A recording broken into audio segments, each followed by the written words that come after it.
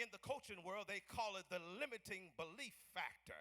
Every man and woman has within him or herself a sleeping giant. No one needs to be less than or have the imposter syndrome, if you will.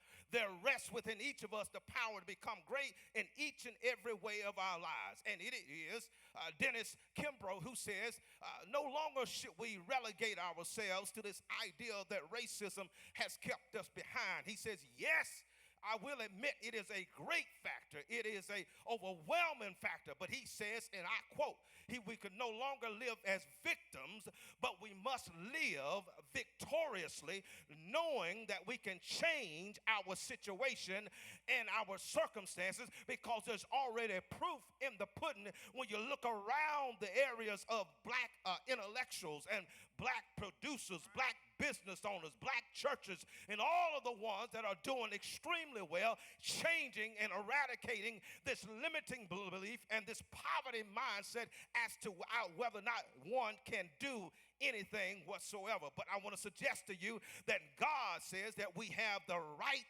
to take every thought captivity and take the thoughts captive, because he says that in the mind it is a place that should be a battlefield and not a playground, because the enemy desires for it to be a playground so that he can play around on every tool, every instrument, every ride, the roller coaster, the merry-go-round, the seesaw, to make your thoughts and emotions to be something that it should not be. But you must turn it into a battlefield and understand that the battle is not yours, but the battle belongs to the Lord. And when you're on the battlefield, you know that the enemy has already lost, because John the Revelator has said that he stands as an accuser, but God has already defeated him. And you got to make sure that the Apostle Paul is right when he says to take every thought captive